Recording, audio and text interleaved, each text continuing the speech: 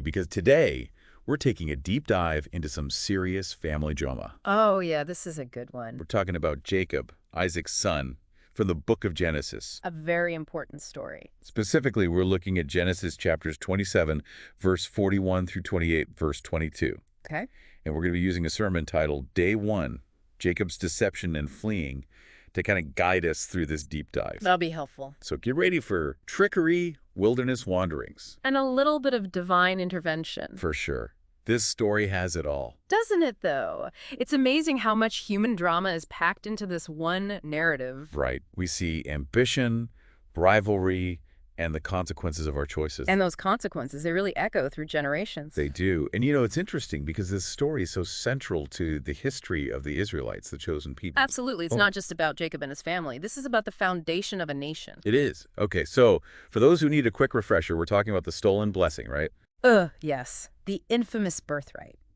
Jacob, with a little help from his mother, tricks his blind father Isaac into giving him the blessing that was meant for his older brother Esau. Yeah, he really pulled a fast one there. He did. And it's not just sibling rivalry, This is a calculated move. It really makes you question Jacob's character. It does, especially because he's supposed to be chosen by God. That concept of election, it's central to this story, but does being chosen mean you get away with anything? That's a good question. And to be fair to Jacob, he does face the music. He does. He has to flee into the wilderness to escape Esau's wrath. Imagine that. Alone, afraid, uncertain of the future. Oh, it's a huge turning point in his life. Talk about a wilderness experience. Literally and figuratively. Right. It's like he's stripped bare, forced to confront himself and his choices. And it's in that moment of vulnerability, that he has the dream. Oh, the dream. A ladder stretching from earth to heaven, angels going up and down. And God at the top, speaking directly to Jacob. It's like a visual representation of the connection between the human and the divine. Exactly. And think about the ladder. It's a pathway, a bridge between our world and God's realm. But the angels aren't just standing there, are they? No, they're constantly in motion. It emphasizes this idea of dynamic communication. It's like even when we feel isolated, that connection's still there. It's always there. So God speaks to Jacob in this incredibly vulnerable moment. What does he say? He reaffirms the covenant made with Abraham and Isaac. Okay. He promises Jacob land, descendants as numerous as the stars, protection, and a safe return home. Wow. A promise of hope when Jacob needs it most. It is, and here's what I find fascinating. The promise comes after Jacob's deception. You're right. He's just committed a huge betrayal. But God's grace is still there. It makes you think about the nature of divine grace, doesn't it? It does. Is it just for Jacob, or is it a message for all of us? It's a big question. It really adds another layer to this story. Definitely. And why this moment? Why does God reveal himself when Jacob is at his lowest? That's a great question. Maybe he needed to be broken down, humbled, to fully receive the message. That's an interesting thought. Do we sometimes miss those divine encounters because we're not ready to surrender?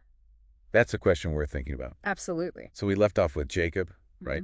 He's just received this incredible promise from God. This huge moment of hope in the middle of nowhere. Yeah, but, one divine encounter doesn't mean life is suddenly easy street. Not at all, in fact. It doesn't erase our past, right? Right. And I'd even say Jacob's story is all about trying to live up to that promise. I see. Like reconciling his actions with being chosen. Exactly. It's a real back and forth, Up and downs for sure. He wrestles with his past while trying to move forward. So where do we go from here? What happens after that dream at Bethel? Well, Jacob continues on, and he ends up in Haran. And there he meets Rachel. He falls for her head over heels. A love story. You could say that, but there's a catch. Of course there is. This is Jacob we're talking about. Right. To marry Rachel, he has to work for her father, Laban, for 7 years. 7 years. That's a long time. It is, but it shows you how much he wanted to be with her. I guess so. But something tells me this isn't a typical happy ending. You would be right. On his wedding night, Jacob finds out he's been tricked. Oh no, what happened? He didn't marry Rachel. He didn't. He married Leah, her older sister. Oh wow. Deception. Again, only this time Jacob's the one being deceived. I can't believe it. It seems like trickery just runs in this family. Doesn't it, though? Like, it's passed down through the generations. You have to wonder if it affects his own family later on. Definitely. Those patterns, those choices, they have a way of coming back around. So what does Jacob do? I mean, does he just accept this? Not really.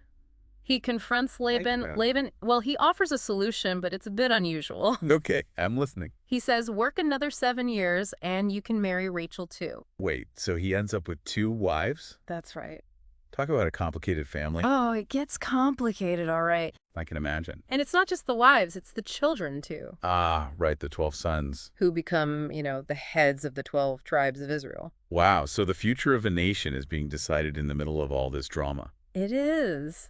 It's pretty amazing when you think about it. It really makes those Old Testament stories come alive. Definitely. They're not just about big pronouncements from God. Yeah. They're about real people making real choices, dealing with real consequences. So true. Now, it's interesting. The sermon we're using, it doesn't really go into all of this later stuff with Jacob. That's true. It focuses on that first encounter with God. I think there's a reason for that. What do you mean? Well, the sermon wants to show how powerful that moment was. Okay. Jacob's transformation, that promise from God. It's kind of the central theme. Yeah, but you're right. There's so much more to his story. Right. And it shows us that even after a huge spiritual experience, life still goes on. You still face challenges. You still make mistakes. But hopefully you keep growing. That's the key. It's a journey, not a destination. I like that. Okay, so how does it all play out for Jacob? Does he ever find peace? He does eventually, but it's a long road. What happens? Well, after many years, he decides to go back home. Back to where it all began. Exactly, but remember, he's still afraid of Esau. I bet. Decades have passed. He has no idea what Esau's going to do. Right, will he be angry?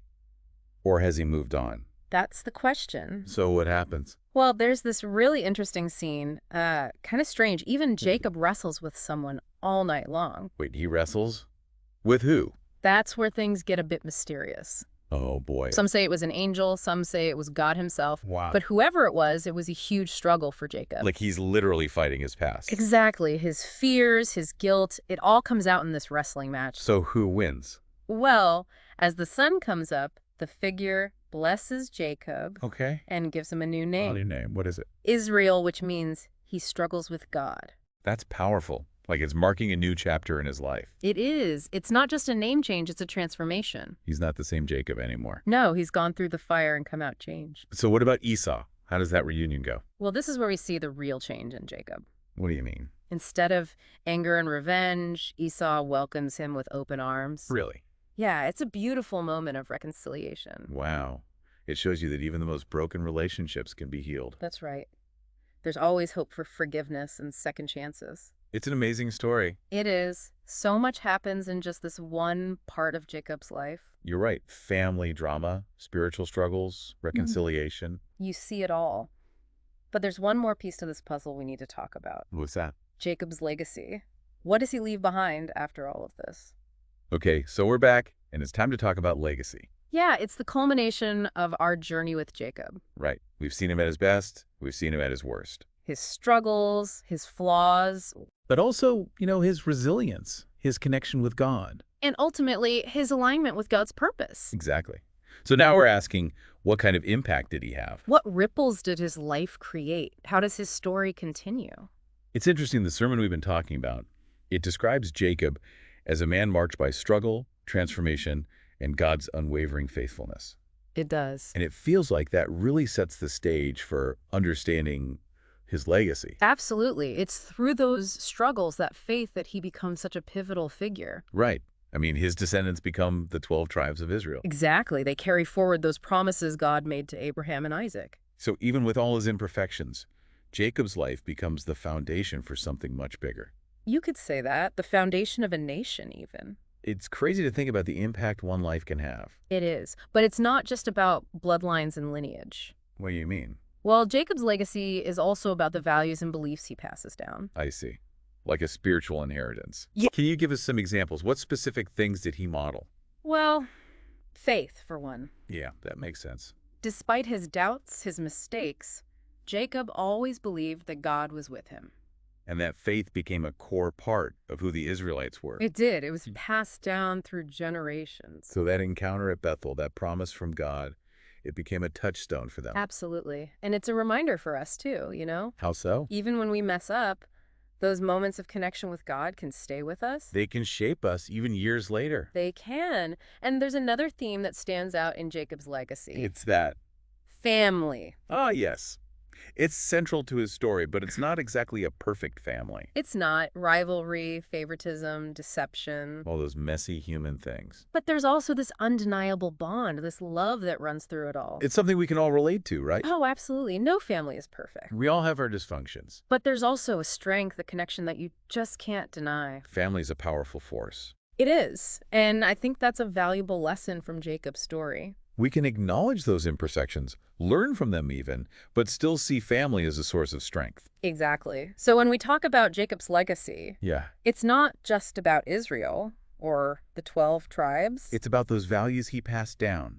Faith, the complexities of family. And the understanding that we're all on a journey, Wrestling with our imperfections along the way. Well said. It's a legacy that's both historical and personal. Right. It reminds us that our lives have meaning, our choices have an impact. That even in our struggles, we can leave behind something good. That's a really encouraging thought. Wow, this has been an incredible deep dive.